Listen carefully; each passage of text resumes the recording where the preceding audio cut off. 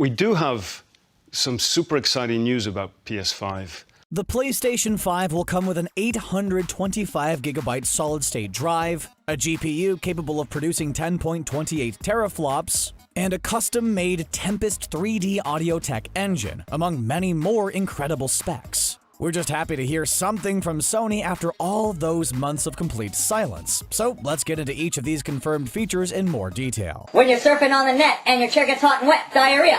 Diarrhea. When you want to drop a deuce, but instead it's chocolate mousse, diarrhea. Diarrhea. When you're playing with a monkey and you're feeling something chunky, diarrhea. Diarrhea. So, we all knew the PS5 was going to come with an SSD, but we didn't really know how much storage it would have and all of the other specs like read speed and seek time. There was a lot of tech mumbo-jumbo during the event, but essentially all you have to know is that the PS5's SSD is going to be blazing fast. Not only is it going to have 825 gigs of storage, which is right in between the sizes the many rumors presented, but it'll also reduce load times to less than a second. In fact, the SSD could load 5.5 gigabytes of data a second, which blows the PS4's 1 gigabyte a second time out of the water. The PS5's SSD is going to be 100 times faster than the PS4's hard drive, which sounds about right considering everything we heard throughout the presentation. But having a super fast solid-state drive comes with even more benefits than hyper-quick load times. It also means faster patch downloads, so we don't have to wait an extra hour for the file to copy after it's been downloaded. The PS5 will also come with an expansion bay for an internal SSD to increase storage.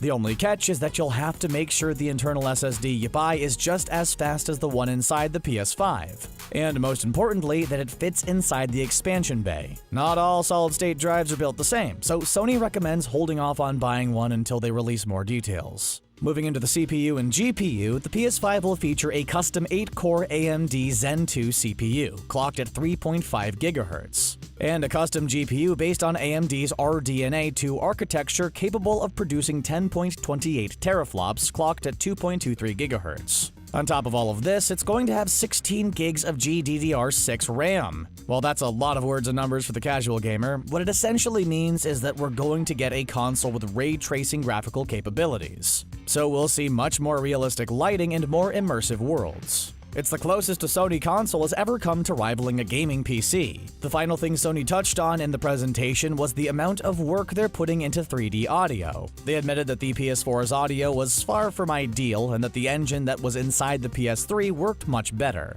So they tried to make one more similar to the PS3 and the PS5.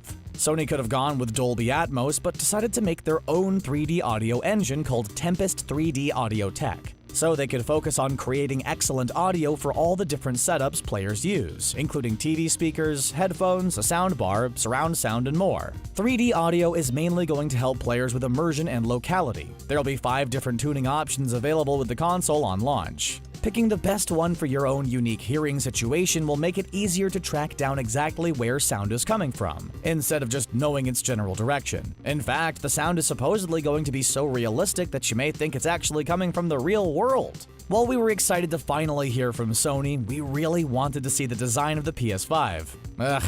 In the meantime, we'll just keep on waiting for even more PlayStation 5 news. We just can't wait to play open-world games with instant fast travel times. What features are you the most excited for? Was there anything we might have missed?